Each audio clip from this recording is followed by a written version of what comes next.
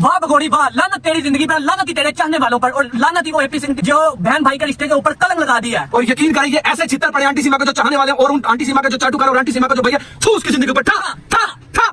अस्सलाम वालेकुम दोस्तों, जैसा कि आप जानते हैं राशिद बाबा जी, उम्मीद होगी सारे बहन भाई खैरियत से होंगे। दोस्तों आपकी खिदमत में हाजिर है नई अपडेट साथ। दोस्तों बड़ी खबर, बड़ा खुलासा। दोस्तों से गुजारिश है जो चैनल पर नया है चैनल को सब्सक्राइब जरूर कर दीजिएगा, वीडियो को लाइक करना ना भूलिएगा। दोस्तों अगर आप दोस्तों ने ये वीडियो पूरी नहीं देखी तो समझो कुछ भी नहीं देखा, क्योंकि आज मैं अपने दोस्तों के लिए बहुत बड़ी खबर और बहुत बड़ी अपडेट लेके आया हूं। जो ये पाकिस्तानी भगोड़ी हिंदुस्तान में बैठ के ये कहती है कि जी मैं जहां पे रहती थी मुझे तो वहां पे मारा पीटा जाता था, मुझे वहां पे खुश नहीं रखा जाता था। ये हमारे साथ एक हमारे दोस्त भाई हैं, हमारे साथ जुड़े हुए हैं। जो ये आंटी सीमा जहां पे रहती थी, एक गली छोड़ के दूसरी गली में इस भाई का घर था।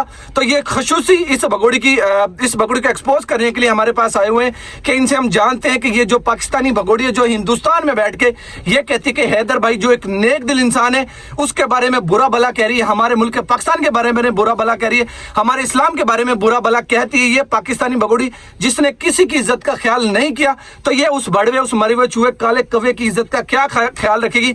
जानते हम इस भाई से कि क्या इसके पास अपडेट है। अस्सलाम वालेकुम भाई, क्या हाल है? वालेकुम सलाम, कैसे हो दोस्तों, ठीक हो जी? मैं इनकी गली में रहता था, हमारी ये घर के ये पीछे वाली गली में रहती थी, और ये इसका यही एक्टर था कि ये दो अपने घर में, इसके पहले भी घर में 2-3 बार हमने देखा कि लोग आ रहे थे जा रहे थे, और इसका इस गली में भी करैक्टर नहीं ठीक था।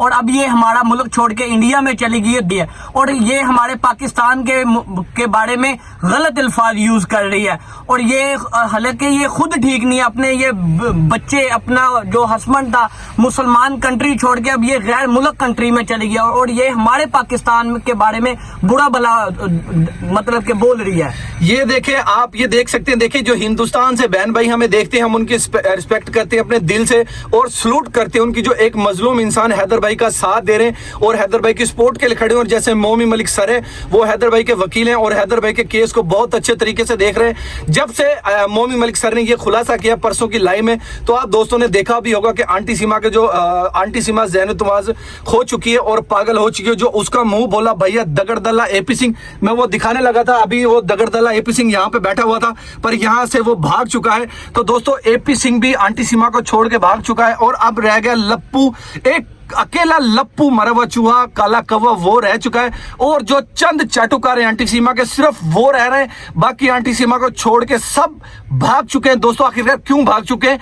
क्योंकि उनको पता लग चुका है इस चीज का कि इस केस का अंत अब होने वाला है। और मोमी मलिक सर ने जो बहुत बड़ा खुलासा किया परसों की लाइव में, दोस्तों यकीन करें कि यहाँ से बड़ी दिल को सुकून और बड़ी दिल को तसल्ली हुई है कि एक अभी भी यहाँ से पहले हम थोड़ी सी बात ये करते चले कि यहाँ पे हम जो मोमी मलिक सर ने ये बात की है और जो हैदर भाई की सपोर्ट के लिए खड़े हुए हैं, वो अभी भी इससे साबित होता कि दुनिया में अभी भी इंसानियत जिंदा है और इंशाअल्लाह ताला इंसानियत जिंदा रहेगी। ये आने वाले इतिहास में लिखा जाएगा कि एक पाकिस्तानी भगोड़ी पाकिस्तान को छोड़ के भागी, और जिस मुल्क में बैठ के वो मुल्क पाकिस्तान के बारे में बुरा भला कह रही है, और हिंदुस्तान के जो हमारे बहन भाई हैं हमें देखते हैं और हमारी हैदर भाई की सपोर्ट करते हैं और हैदर भाई की आवाज बने हुए हैं। अगर ये हैदर भाई की आवाज ना बनते तो शायद आज ये जो केस चल रहा है ये यहाँ तक ना पहुंचता। हैदर भाई हार मान चुके थे।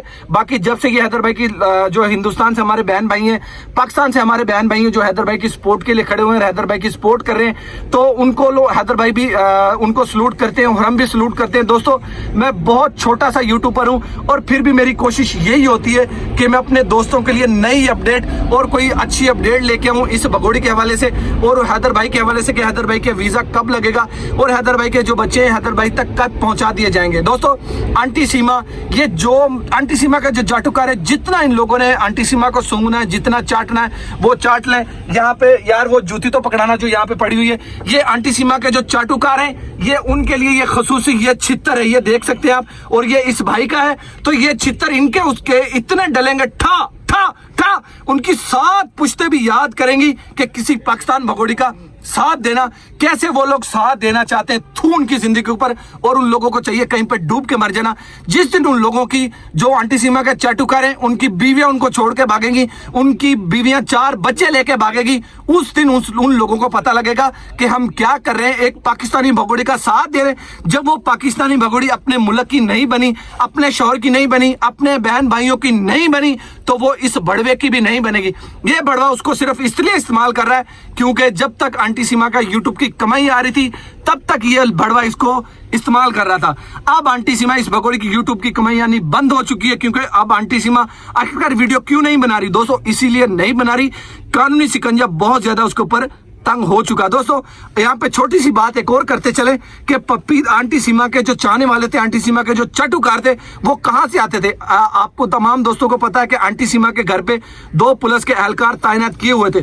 तो आंटी सीमा के घर पे वो कैसे आते थे, वो पहले पपीता रानी के घर आते थे, वहां से वो दीवार फलांग के फिर इस भगोड़ी के घर पे आते थे, फिर वो अपनी दिल की हब्बस या दिल की अपनी बातें वो पूरी करते थे इस पाकिस्तानी भगोड़ी के साथ बैठ के।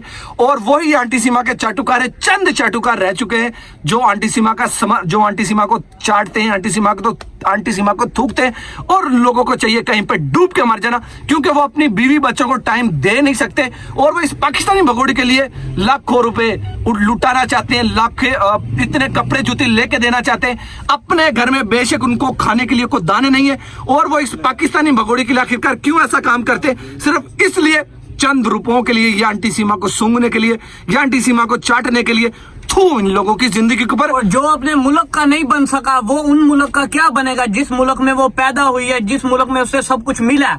जो अगर उसे इस मुल्क में उसने वफा नहीं की है, उस मुल्क से वो क्या वफा करेगी जो अपने मियाँ को छोड़ गई, बहन भाइयों को छोड़ गई है। वो 4 बच्चों को लेके गई है, 4 मासूम बच्चों को अपने साथ लेके गई।